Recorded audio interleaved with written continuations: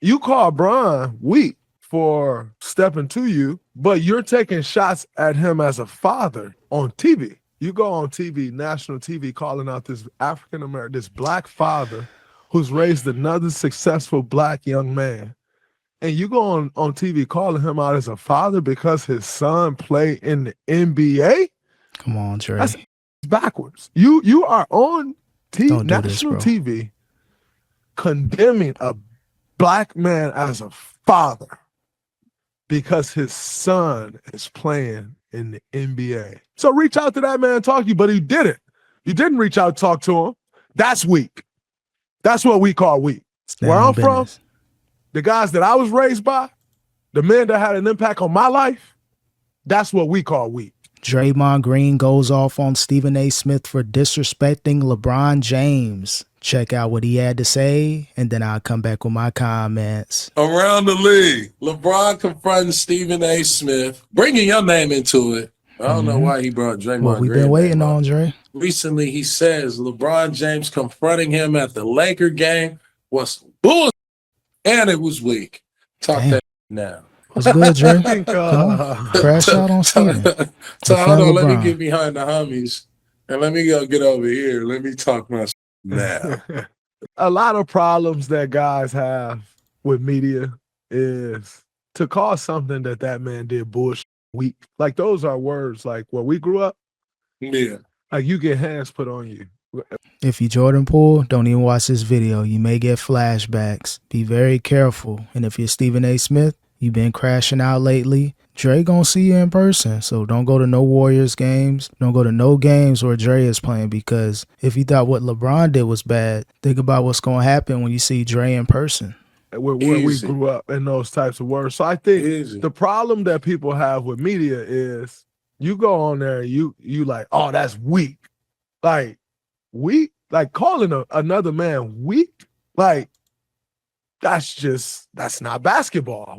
Well, Dre, you've been calling a lot of people a lot of different names throughout the course of your career, kicking people where the sun don't shine. So you've done some weak things on the court and said some things in interviews and just on the court when you're playing against these players. So yeah, I get it. Stephen A. never played basketball. He goes overboard at times, but you got to look in the mirror too, Dre. Well, which is actually what Brian was saying in the first place. Like, let's keep it basketball, because calling a man weak, that's not basketball.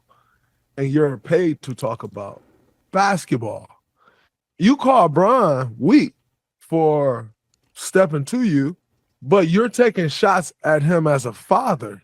Now, for Stephen A. Smith to kind of allude to certain things, I get where LeBron may take it out of context, but it was bigger than Bronny. We all know that. We know that Stephen A. Smith been on a different type of timing with LeBron over the last few years. It started to ramp up. A lot of people, they not really conceding to LeBron like they used to. You couldn't really say anything bad about LeBron except Skip Bayless. He was really the only person in mainstream media that's been keeping that energy with LeBron. Now that Stephen A. Smith is starting to do it, and then say, as a father, you should do X, Y, Z. When it comes to Bronny, he wasn't talking about him as a father in a negative way. He was just saying, I got kids, I got daughters, you got your son Bronny. You may want to take a different approach because it doesn't look good. And eventually I'm going to have to do my job and be critical of Bronny. So he was looking out for LeBron over the course of the last year when it came to Bronny. But again, it was LeBron's perfect opportunity to crash out because he can use that Bronny narrative. Behind a camera. Most would say that's weak. And I know he'll say, I'm paid to do that. No, you're paid to analyze. You're paid to debate on the show. You really paid. And you're paid to defend your OG, LeBron James. Just say whatever you want to say as far as his game. Well, he defends LeBron for free. He would never take any money to defend his OG. My apologies, Dre. Whether you like it or not, but as a person, you should be lifting him up. Absolutely. You know what I mean? Because LeBron is a good dude. He do good shit. He's a good dude. From what his kid made it. They doing some. That's his story. You feel what I'm saying?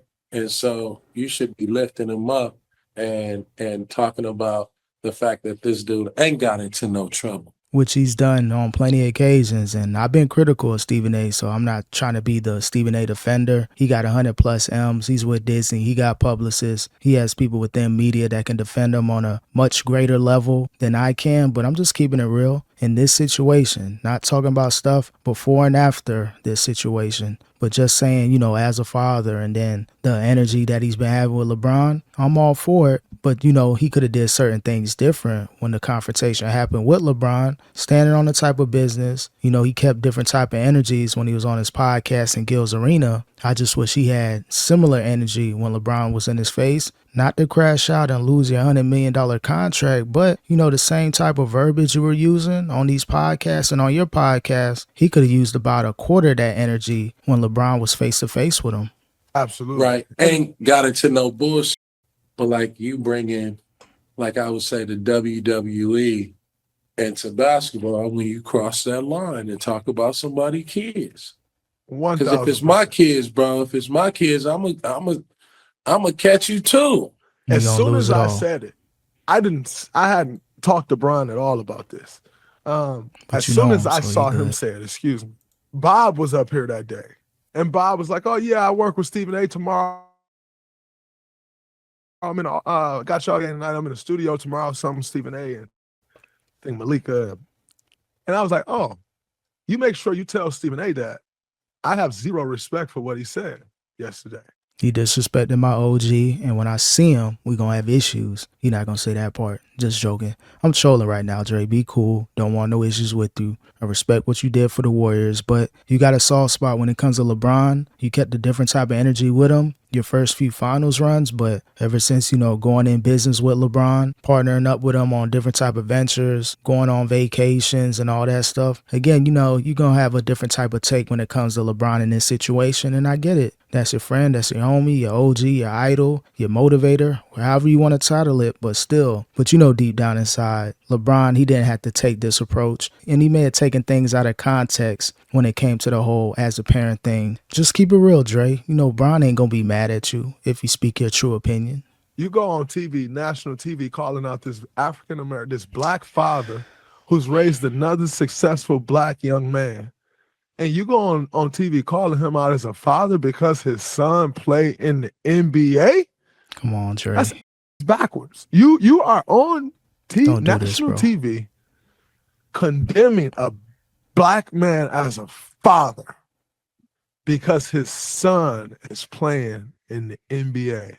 Come on, Dre. You don't got to take this angle. We know LeBron, great father, great man, great ambassador to the NBA. But when you try to take the racial angle, that's where things are just going to go left field with it. For one, yeah, Stephen A was entertaining with it. He does go overboard when it comes to the entertainment factor, but this is the day and age where we're at with media. This is the reason why he got that $100 million contract, because he's entertaining, people watch him, and he may just, you know, do the most at times, but to kind of spin it to as a black man, a black father, when Stephen A countless times has always said LeBron's a great father, this and that, refused to talk about Bronny, but in this one instance, when he used as a father and what he could do better with Bronny as far as putting him in this situation, I don't like the way that he's trying to spin this as like a black father type of thing. I think he's going overboard with it, but that's his OG LeBron, so it is what it is. Like, how does that even make sense? And I told Bob that. I said, you should tell him. Like, I can't respect that. Like, if you want to talk about him as a basketball player, talk about him as a basketball player. If you want to talk about Bronny as a basketball player, go ahead. He an NBA player.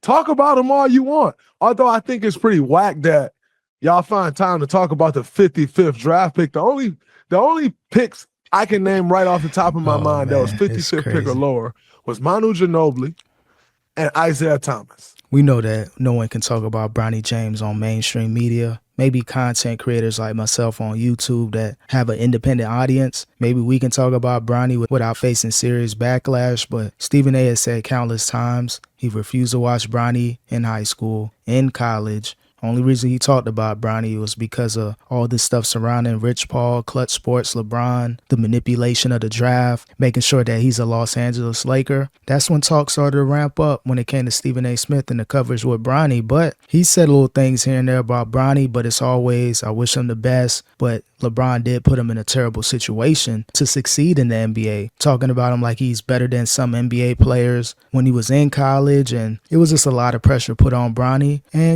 things within the G League have gotten better for Bronny, so shout out to him. But he's not an NBA ready player. He still has ways to go. But if he says it in that way, Stephen A. may catch backlash for talking about the son of LeBron James. So again, Dre, I know you're standing up for LeBron.